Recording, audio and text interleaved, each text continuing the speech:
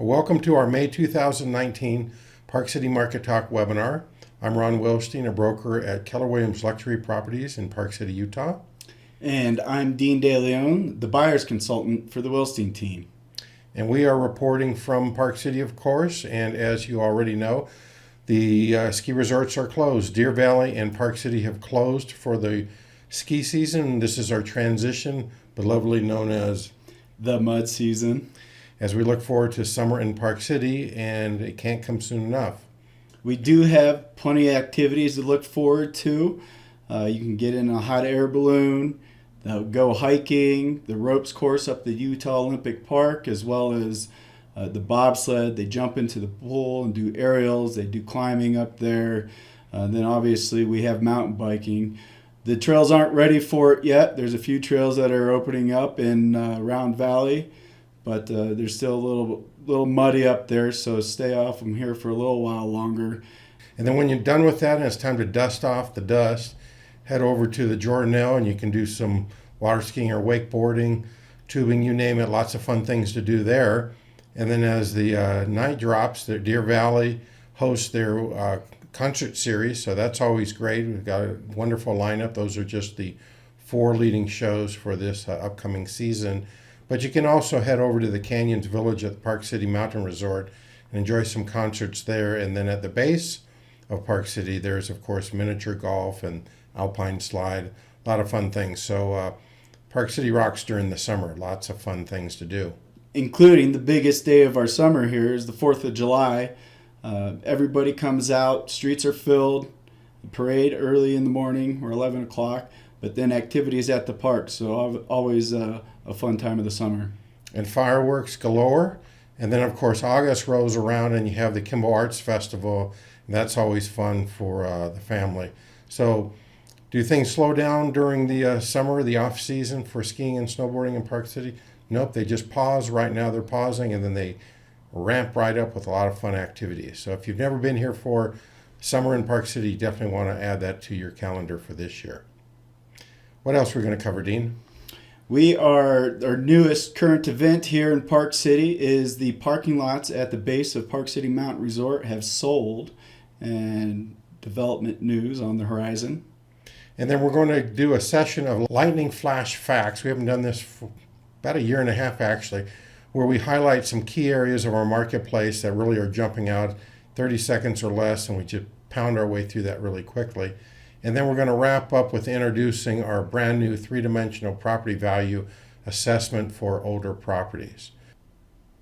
Let's look at the Park City real estate market. It's a bit mixed these days, and we'll take a closer look at the details.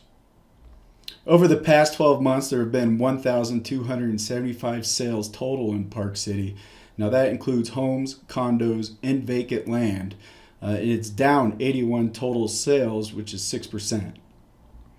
This graph here breaks down the homes, condos, and lot activity. The red bar represents the time period of May 2018 through April 2019, and the silver bar represents the 12 months before that. You can see that the number of home sales are down by 2%, falling from 539 to 527. Same fashion, condominiums down 7%, dropping to 596 from 641. And even the lot market, fewer sales, of course, but it dropped from 176 sales to 152 sales. Here we're taking a closer look at the single-family home sales broken down between Park City and Snyderville Basin. In Park City, we're down 7% from 170 sales to 158. And in the Snyderville Basin, there's no change. It's exactly even from 369 to 369 total sales.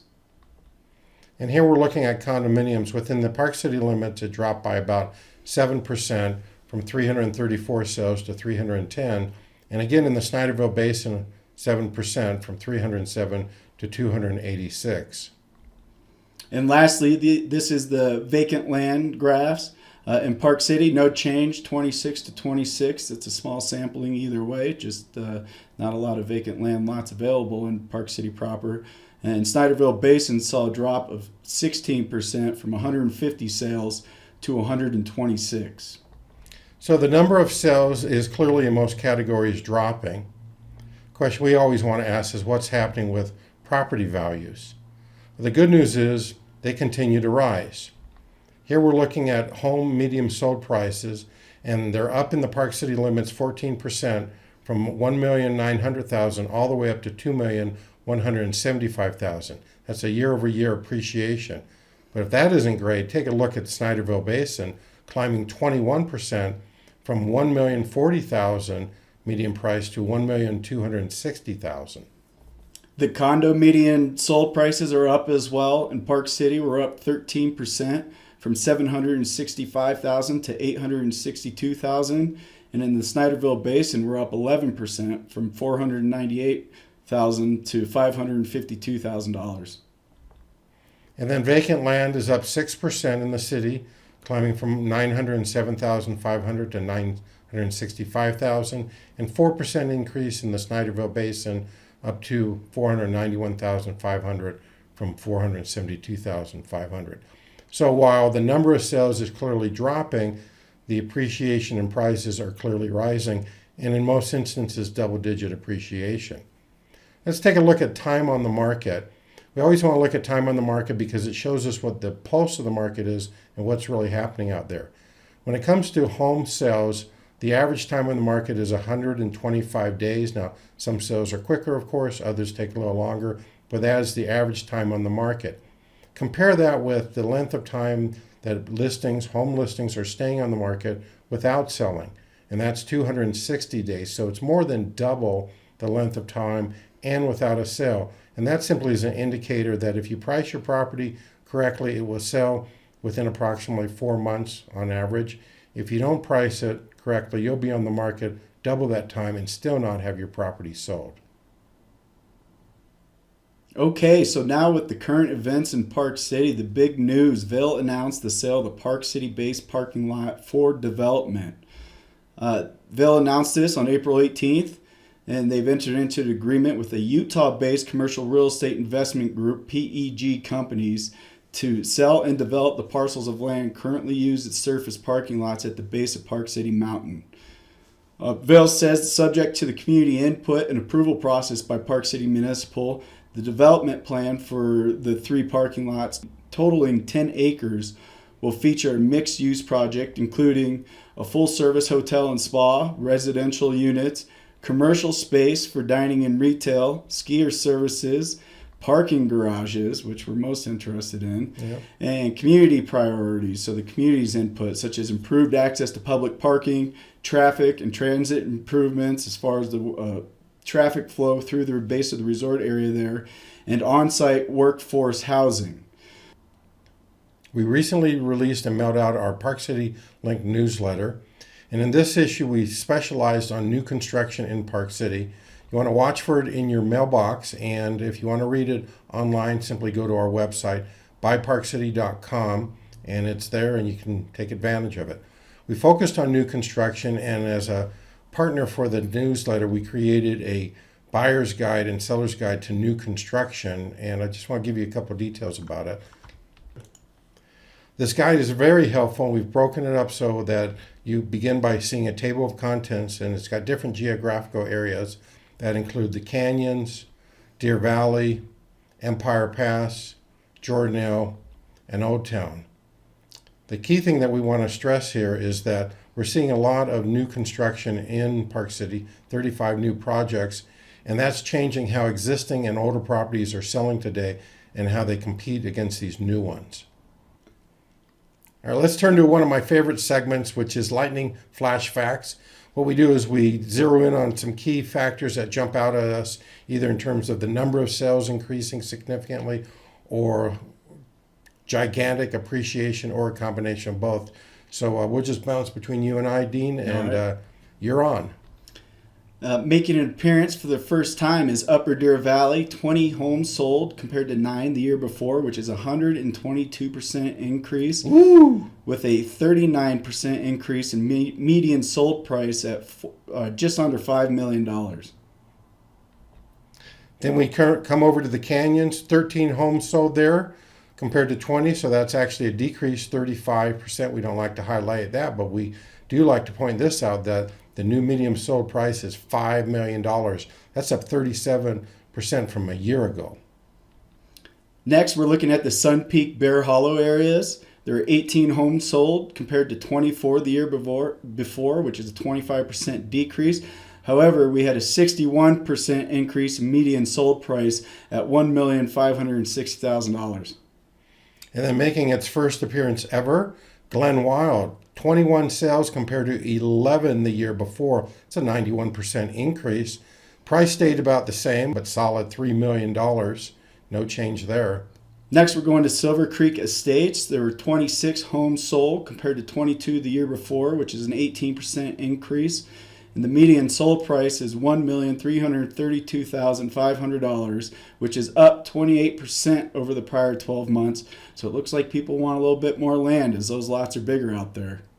All right, let's flip over to condominiums real quickly. Upper Deer Valley again makes an appearance. 39 condos sold compared to 32 the year before, 22% increase. And look at that median price, $2,135,000, up 49% from the year before. Prospector making another appearance with a high inventory of condos. 59 condos sold compared to 47 the year before, which is a 26% increase. And the median sold price was $178,500, which is up 19% over the prior 12 months. Silver Springs, we've seen them here before. They actually had one fewer sale, dropping from 6 to 5, a 17% decrease, just one sale. But what we want to point out to you is that the price in Silver Springs area went up 40% to a median price of $773,500.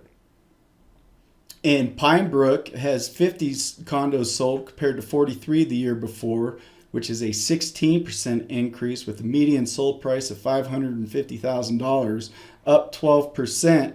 They've got a little bit more new inventory out there with Quarry Springs, but that lower Pine Brook has quite a bit of condos to offer. And then making its first appearance, Tuhey and Hideout combination of areas there. 36 condo sales compared to 10 the year before. A lot of that's new construction, 260% increase, bringing the median sold price up 25% to $805,610. So lots of things happening in a lot of new areas. It's pretty exciting. Yeah. You want to watch more fast market facts in the future? Look for lightning flash facts. We'll bring you more of these. That was fast. That was super fast. In recent months, we've been reporting in our webinars about the 35 plus new construction projects currently underway in Park City and in the immediate surrounding areas. This means when older and existing homes or condos come on the market, they are not simply competing against other existing properties, but now they have to take into account the newly constructed properties. These changes make a significant impact in the decision and the pricing of these properties, and so we've come up with a way to address it, and it's entitled our new three-dimensional property value assessments, particularly important for older properties. What we do with this new 3D assessment is we compare your property with similar new and older properties that have sold, and we look at the current inventory of similar properties on the market, both new and old, and their asking prices. So it's a more comprehensive way of looking at your competition, but that helps sellers price their property to sell correctly. We'll share with you what your property is worth under three scenarios. Its value in its current condition, and its value if you complete some improvements and upgrades. And we're thinking pretty simple things like some paint, some carpeting, things that are quite manageable and not necessarily very expensive. Or its value if you complete significant upgrades. In other words, your goal is to try to get that top price like the new construction is bringing. And if to do so, you've got to bring up your quality of finishes to that same level. With this information, you can decide what's the best thing to do when it comes to selling your property. You may decide that you simply want to take the value that it brings in its current condition, and that's fine. So the information we present in the first phase of the 3D analysis is what's be most important to you. On the other hand, you may want to invest some money either to complete some simple upgrades or to pull out all the stops and really raise it up to the new level of new construction, maybe create a bedroom, finish off some unfinished space, but significant changes that will make it more attractive. Then those other two elements of price analysis will be important to you. If you want to learn what your property is worth, give us a call and we'll provide you with a free property value assessment of your home or condominium. Or you can go to BuyParkCity.com/selling, select the button marked What's My Property Worth, and request a free property value assessment of your home or condo. Let me show you that real quickly. Here we are at the website. Just go up to Selling, choose that button, and then here, What's My Property Worth? Select that. This form will pop up. All you do is, in the blue box, put in your address or your condo name and unit number. Fill in your contact information and hit submit. That will come to us. We'll reach out to you, contact you, and arrange to get you a free property value assessment and a 3D assessment if you have an older or existing property. If you have any questions, please email us. My email is dean@thewilsteinteam.com or ron@thewilsteinteam.com. Or you can give us a call, 435-487-0151, and we'd be happy to speak with you. Thank you for participating in our webinar. We trust that it's been helpful for you.